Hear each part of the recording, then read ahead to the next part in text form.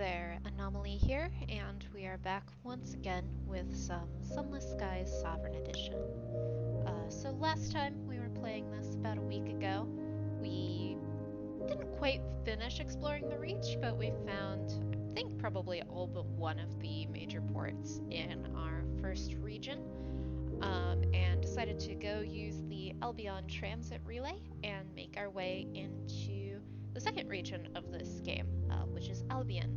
And didn't go super far, that was towards the end of last stream, but made it to the central port in London.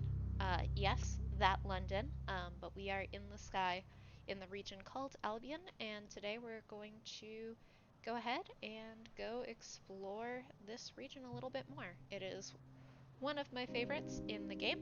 There are a lot of cool places that I'm excited to rediscover, so without further ado, let's dive right in.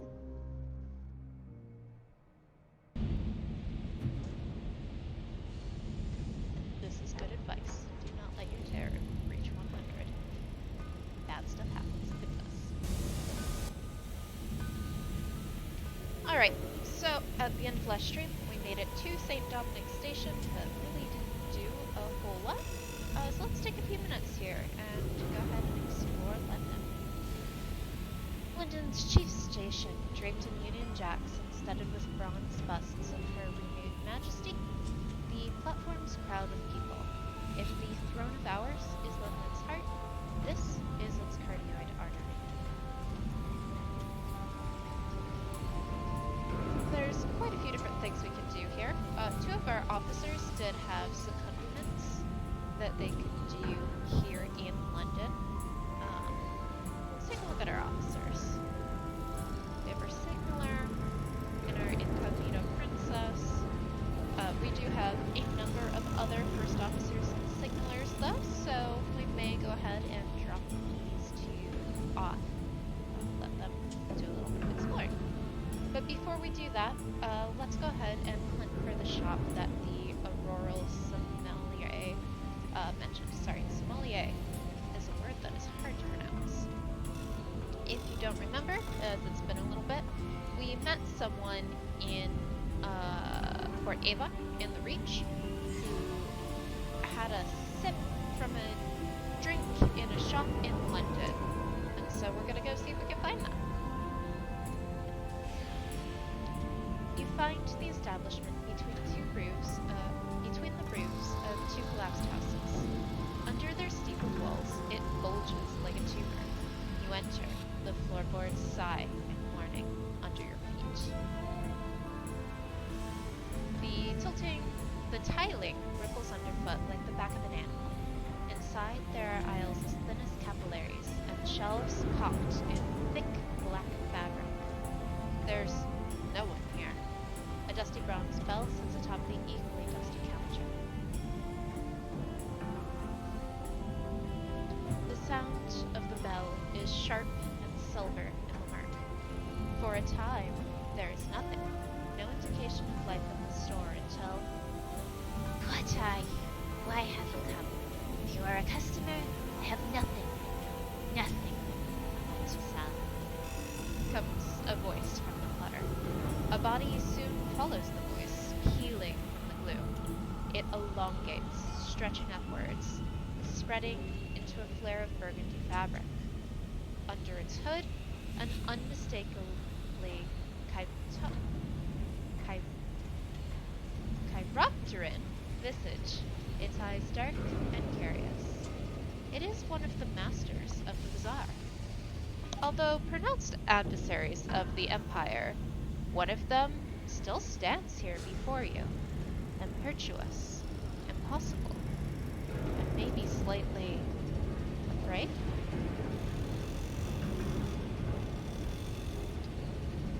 So, we are going to talk to this master, one of our bat-like chiropteran masters of the bazaar, who had a role to play back in the original fall of London, but no longer seem to have as much power as they once did in this lore. So we repeat the request of the Auroral Sommelier, and our words have struck a nerve. gone. What he wants is gone. No, not gone, but almost gone. Little more than a sweet swallow, and that isn't enough to do anything. Movement in the chthonic murk, filled with carnivore purpose. You smell animal musk and hoarfrost on rose petal, and fruit both astringent and sweet. Gone. But I could make more. I was Mr. Apples once. As I was once other things, other names, other people. You smell of oil and metal and the stars. You could take me where I need to go. You can almost touch it. Do this for me and I will trade you. Something very rare, very fine indeed. A pause. My company.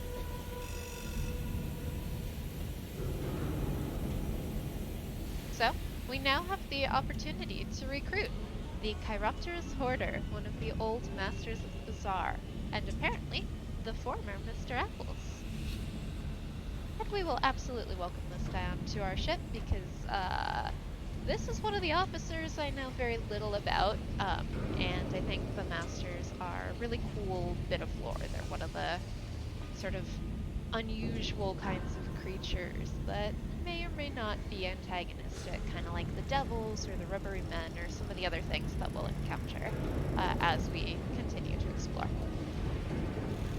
But we will welcome this Chiropterous Hoarder aboard. You're wiser than most of your kind. I am so glad you did not say no. It would have made me unhappy, and that would have made you worse. It feeds oil into one of the dying lamps pendulating overhead. So close, its breath rakes over your skin.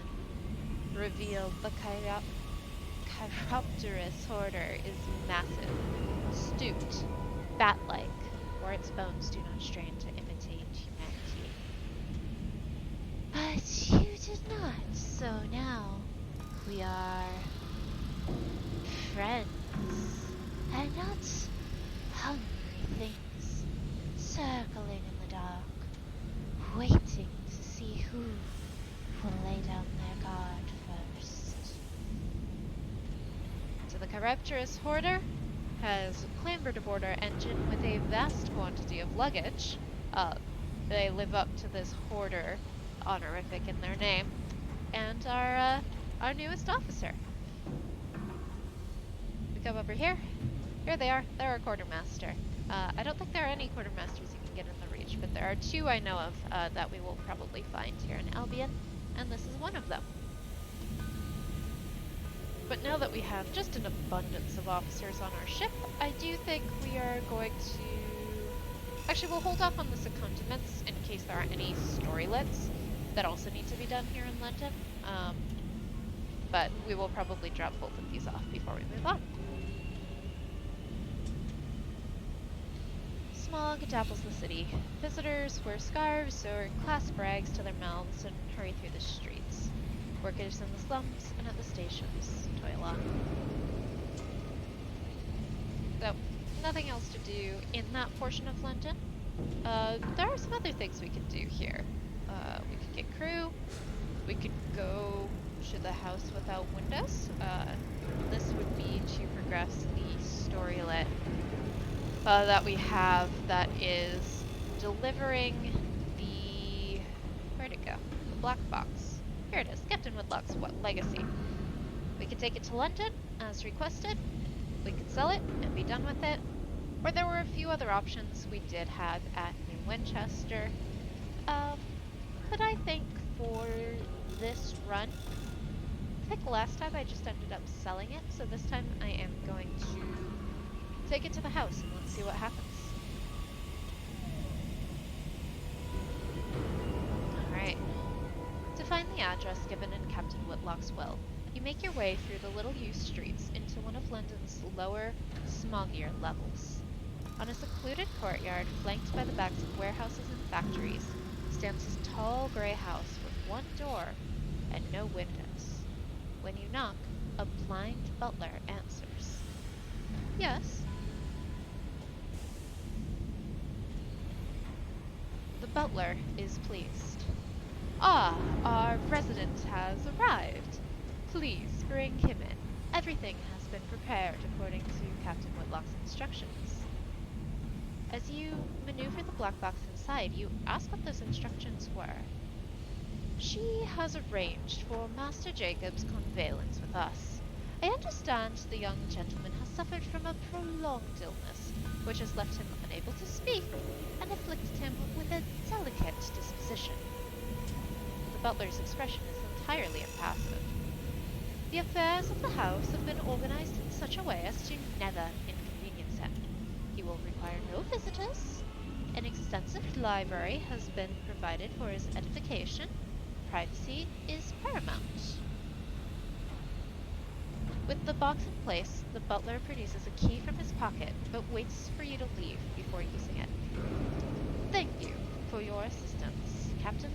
If Amelia were still with us, she would thank you as well. Good day. You leave the house without windows behind. The matter of Captain Whitlock's legacy finally discharged. So, we don't exactly know the details of who or what was in the box, but it implies that there was a person in there who now lives here. And maybe we could have found out more, but I think that's as far as we can go with this storyline for now.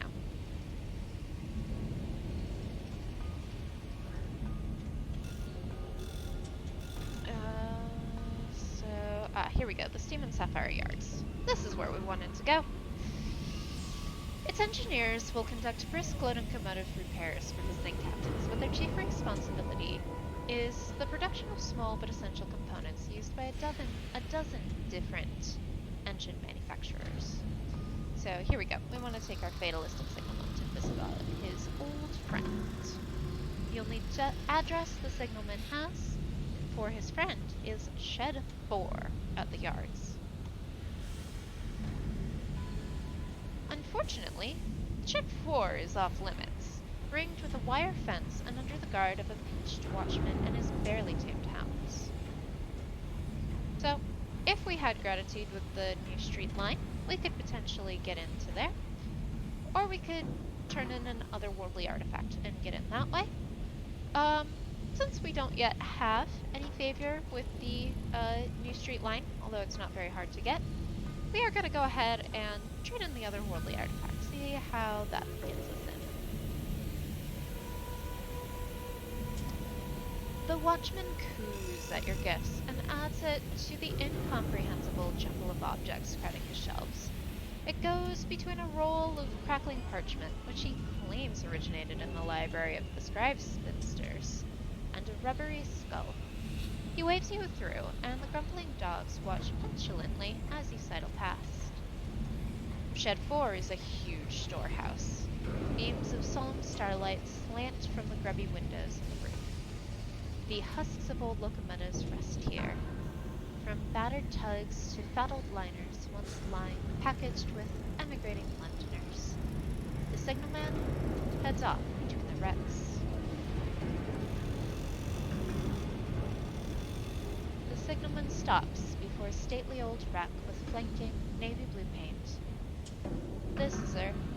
None worked harder on the Ismabard line than she did. You look at her nameplate. The Charlotte guest. Ah, look how they left her, says gloomily. It's not right. You tidy up. You put things in order. You turn the lights off and close up before you go. She deserved better than this. So, we can't do anything with her right now. Luckily, it does tell us we can come back later, which is very nice. Not all storylets let you return at a future time. This one does. So, if we had 2,000 sovereigns, we could purchase it and help him out. Or, if we get some bronze wood and a cryptic benefactor, we could put her on display in a museum. So, right now, neither of these are options, but if we end up with some bronze wood and a benefactor, we can do that. or we can give her to the new street line and give her a new life. But this is the fatalistic signalman's old friend, his old locomotive, and nothing we can do with it at this point in time. We'll come back later.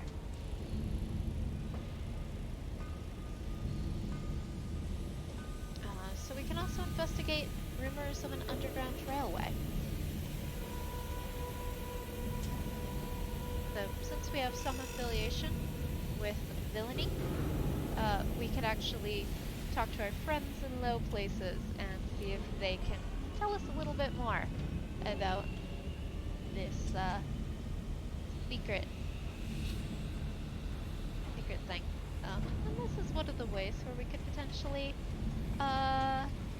align ourselves against the interests of London. Let's see what we've got.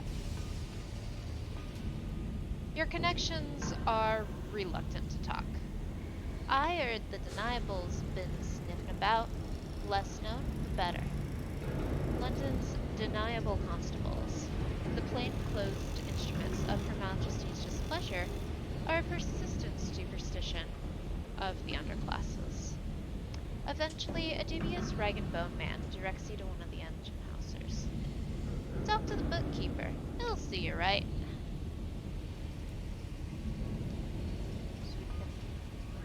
So we're gonna go visit the stalwart bookkeeper. He occupies a tiny, smoky office cobbled together from corrugated iron sheets in the back of one of the engine sheds. It's stacked with nicotine-stained account books and boxes of oily brackets. The bookkeeper looks up as you enter and gestures to a chair.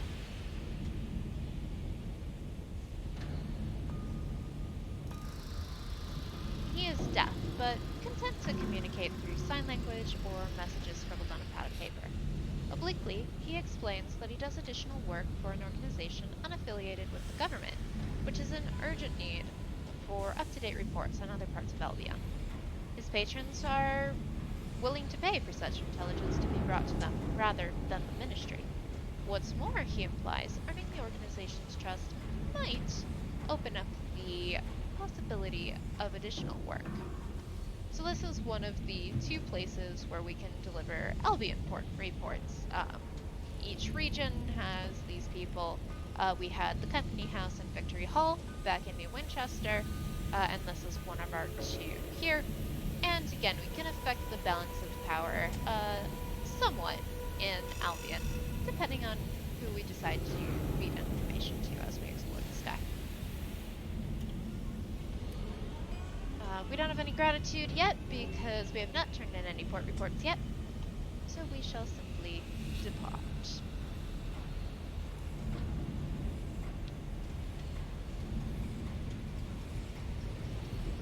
The train's in pretty good shape. I don't think we need to repair.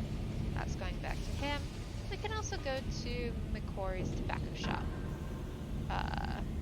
Sign over the door once read McCory and Son Fine Tobacco, but since then, someone has crossed out the word fine in a fit of honesty. Then, on a separate, more ominous location, they have crossed out and Son. The building is embarked on a rapid descent into squalor. The paint peels. The windows are caked with grime. We can inspect his wares, which is cheap tobacco at bad prices. The selection is unimpressive, as is the quality. Neither Albion nor the Reach has found a genuine good replacement for tobacco, though increasingly frantic smokers have tried lighting up virtually every example of sky flora that has been discovered. A few skyfarers mill about, examining the lower grade flavors and speculating on what exactly McCory is cutting them with today. The more expensive brands are untouched in their glass cases. You'd wonder how this place managed to stay open if it weren't for the fact that it is so obviously on the brink of closure and probably collapse. So there isn't really anything that can be done at the tobacco shop right now. We can just go back to the steam yards. And here is our first mention. You make your way through the smog which glows in the amber light of the distant Clockwork Sun. So this is a place we're going to try to find. I don't know if we'll get to it today, but we are definitely going to go ahead and look for the Clockwork Sun. It is a sight to be seen. Okay, so that's Steam and Sapphire. Let's take Dominic's. This is just a place where you can trade stuff in for experience. There are a few of these around. I find it's generally not worthwhile to do so. So our last thing is, do I want to drop these two off? Nah, I'll hold on to them. Well,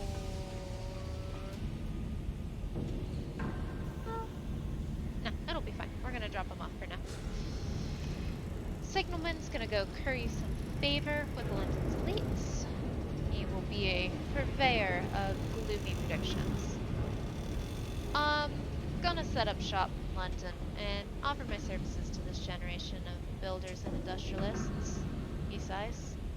I suppose they're a dreadful bunch, but someone has to stop them making the mistakes we did. He heads off into the smog and does not look back. So, we can try to gather ministry gratitude. We can try to get cryptic benefactors, or we can pick it back up.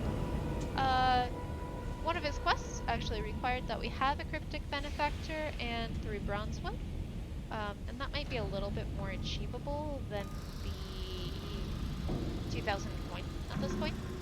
So I'm gonna have him try to gather this. You can also get ministry gratitude, which can be helpful. I'll do what I can if the pig-headed idiots ever listen. The signalman's expression is as dour as ever. They never paid attention to me when I was just a worker. He adjusts his bowler and tugs his collar straight.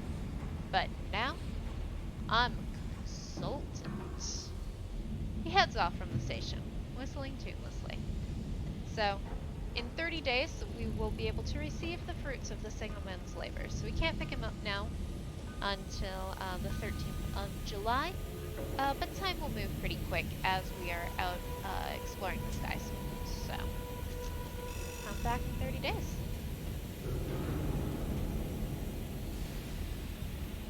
And let's drop off. No, the princess wants to get a Perdurance, and we might actually get a Perdurance, so I'll keep her for now. Alright. As the central station in this region, London here also has access to our bank, to another shipyard where we can buy additional very fancy ships. You will notice this bottom one is not the super shiny Moloch here. It is the Agravian class Juggernaut, which is quite the ship. Unfortunately, we do not have that much money. So we are not going to be able to buy any new ships quite yet. I'm trying to remember what we have right now. A spatchcock, so this is just a basic tiny ship. So any of these would be an upgrade. I think, yeah, everything except the last one is the same. So if we do get enough money, this is another place where we could buy a new train. But none for now. London has slightly better augmentations. It's got some more of these blue ones. But this requires, yeah, it's got tier 3 upgrades, so there is better stuff here. If we can get it, it's great too. But we do not currently have the stats that would make that possible. So, nor do I have enough money. So we're going to leave that be. We can pick up prospects here in London as well. So we can pick up either gemstones or crockery for the, well, crockery for the macabre counselor, or gemstones for the mausoleum. Honestly, these should both be pretty easy to get, so I'm gonna grab both of them. They're a pretty decent way to get some money. Actually, this might be hard to get.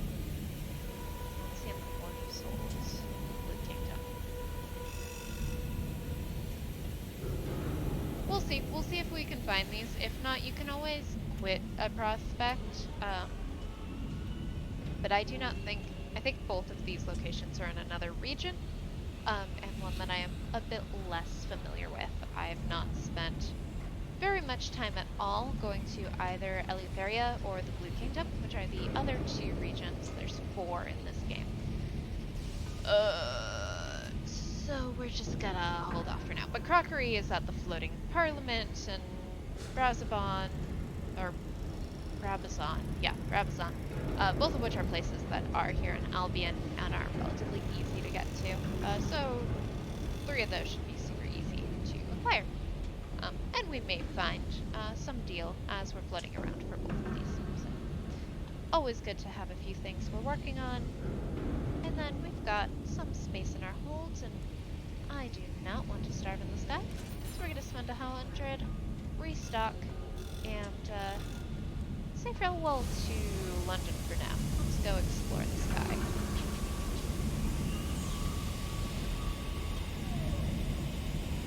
So as you may recall, last time when we first stocked, it told us about a new class of ship that we may encounter, or ship. I keep calling these ships as if these are spaceships, but no, these are sky trains. A new class of locomotive that we may encounter as we explore. Over here? Yeah. So I'm coming over here. I think I've mentioned before, but the tiles are always the same. They just may arrange themselves differently. So this is the other place I just wanted to drop into.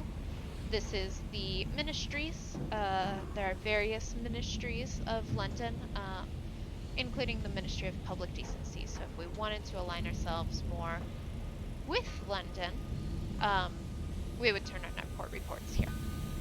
This has no bearing on whether we align ourselves with the company or the Victory or the Tackities.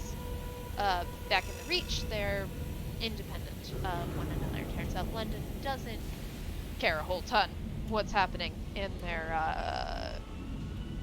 other sectors of space. Sorry, the sky. So, but we'll stop in here to talk to Colonel Sanders. A huge horseshoe-shaped building of white stone, white columns, clocks, and iron gates. Inside, its walls are paneled with dark wood. Crimson carpets, worn by frequent passage, flood the floors. Within its cubbyhole offices, auditors toil to protect the sensibilities of London here in the heathen sky. If we request an appointment, we can find out if there's any way to be of use. You cross the foyer and approach the secretary ensconced at a teak desk. She listens to your request with a thoughtful frown. I'd love to arrange an appointment for you with one of our auditors, obviously, but my hands are tied. Bureaucracy, you understand. She rolls her eyes, looks around conspiratorially, then lowers her voice. Best thing for someone like yourself is to gather reports on your reports. I'm sure the information office would love to hear them. Then I could pop your name in this little book and up you go. So, we don't have any now, but when we do, we can bring them in, and we will receive rewards of various sorts, which can be really good. There's some many attributes you can acquire the further you get into this game, such as unwanted attention, and contraband, and notoriety. But we have none of those right now. Nobody knows who we are. We've been here for, like, a day. So we're going to move on. There's the Office of Works. The Office of Works is a bustling, bureaucratic enigma. Behind its red-bricked flanks, toil numberless clerks and surveyors. What mysteries lurk within its memoranda, its chits and its receipts?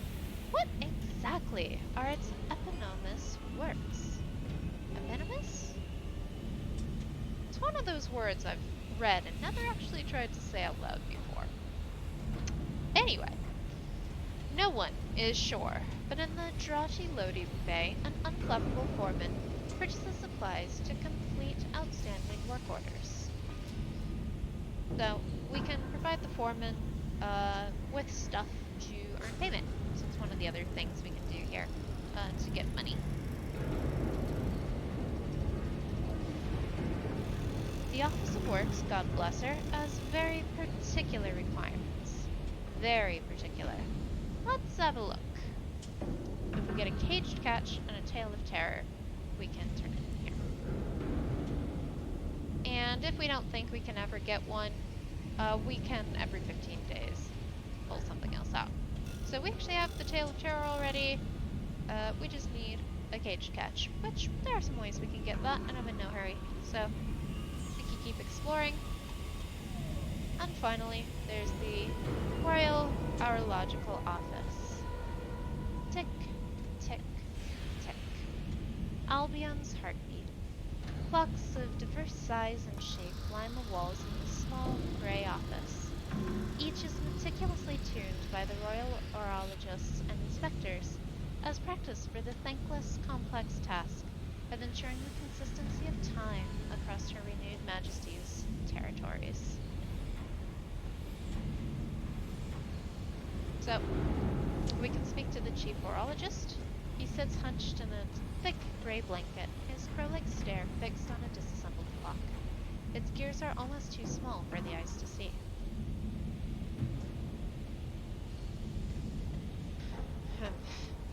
Times change, I have heard. Well, not if I have any say in it.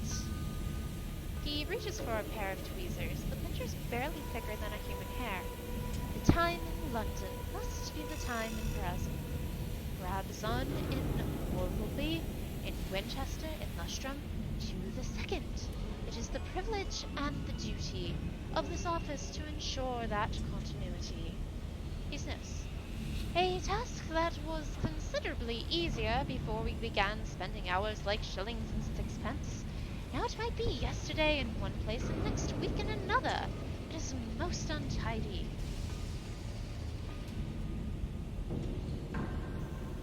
So we can actually earn employment as a royal horologist as well. We just have to take a test. The chief horologist looks surprised at your inquiry. Horologists tend to be cut from a specific cloth, a rather grayer fabric than that worn by a skyfarer. However, you have the right to take the examination if you wish. He blows the dust off a textbook and bids you to sit down. No calculation devices or writing implements are permitted. So, the chief horologist peers over the book. If the current time in Albion if the current time in Prudence is exactly 17:15 of the clock, and the time in Albion is 18:34, pray tell, what is the current time in Lustrum? So,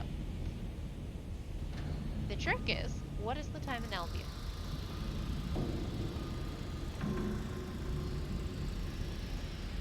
That is my final answer. He doesn't give us any feedback as to whether we're right or wrong until we finish our test.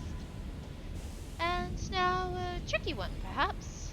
The chief horologist coughs. The train from Rasperon World arrives at 11:30 in London. The current time shown on the master Brabazon clock is, he winces, 14:30. If the train took exactly 1 hour to make the journey, it does not, of course. I merely offer this as a hypothetical for the sake of testing. What was its accurate time of its original departure from the workport? What matters is the time in London, as I recall. So if it takes exactly an hour, it would have left at 10:30. Interesting. Very interesting. You wait patiently for a couple of minutes, but the third question doesn't seem to be coming. The chief horologist's eyes have drifted closed. A thin string of drool dribbles from his otherwise dry lips as he snores. We're gonna nudge him gently. Excuse me. He glances at your answer. Well, you seem to have the idea. No points going forward with the other 248 questions. Congratulations, you are now officially a Royal Orologist, Apprentice 3rd Class. He passes. Speaking of which, I have an assignment for you. Temporal inconsistency, a suitable test of your practical skills. Take this pocket watch. It is both your badge of office and your compass, pointing to the correct time. Wear it proudly, keep it well wound, do not get it wet. The smaller gears are going to rust. And we now have an assignment for the Royal Orologist at the Brabazon Workworld. We could ask a bunch of questions, but I'm going to go ahead and skip these for now. And I was hoping to go a bit longer, but I'm probably only going to go about 10-15 more minutes. I just got a call from my family that I probably need to address. So we're going to go a little bit further, maybe find one more port, but today's going to be a little bit shorter than originally anticipated. No shops here. We know nothing, but there's something over here, so we'll aim for overcraft.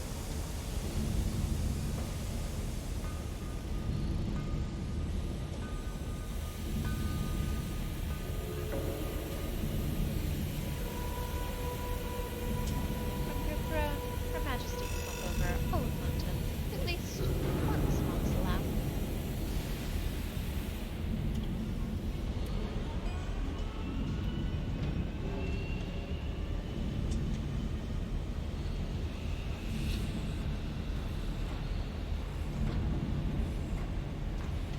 There was nothing important over here. There's just some coffins in the sky. Humble wooden coffins cover the sky here. This is a Belize acre, a pauper's graveyard. There's little room for the dead in London. So, we could try to break open a coffin, or we could try to pay respects. I think it'll be entertaining to loot a coffin. We've succeeded in doing so. You enlist your least scrupled crewmen and exit the main hatch. Maneuvering close, your nominee gets out on the footplate in the driving wind and hooks a coffin with a coal shovel. The lid comes off with a groan before falling away into the sky. Well, it seemed this poor soul tried to take it with them after all. So, we just got 54 coins. And a bunch of terror. And, ooh, that wasn't great. Ah! Yikes. That's a a scribe spinster. And I hate them. They're very spooky. I didn't really think that was going to show up great here. So we're going to run away from that. And enter a new section of London. I actually don't know which one this is. We are sure somewhere.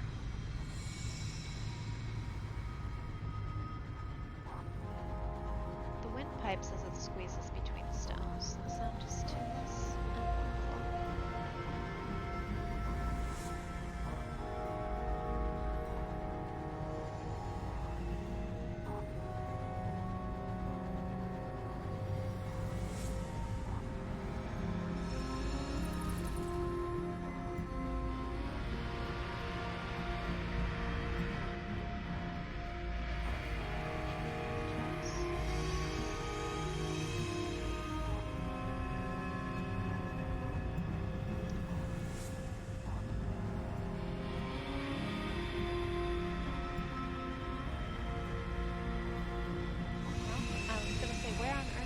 But we aren't. We aren't on Earth. That's sort of the whole premise of the game.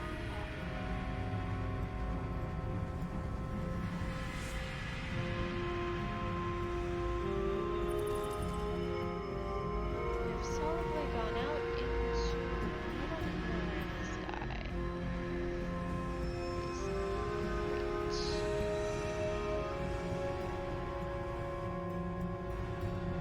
great. Grave over here.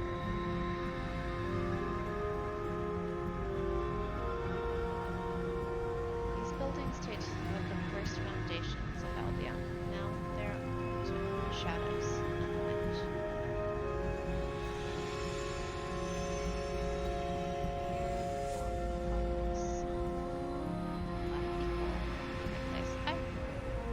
that's one of the new fancy ships. Okay, well this will be a good place to leave off for today. This is another place where I may just stay still and do a bunch of storylines, but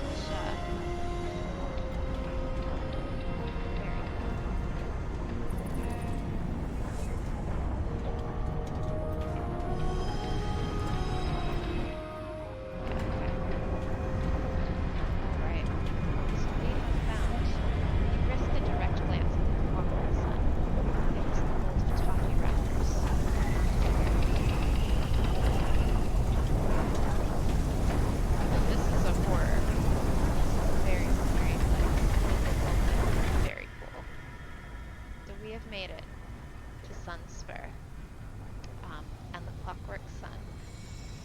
And like I said, I've got to dip out here a little bit earlier than originally anticipated, so we are going to save this storyline and the Clockwork Sun until next time. I do plan to stream again, certainly next Friday afternoon, but potentially sooner than that, especially since this one ended up being pretty short today.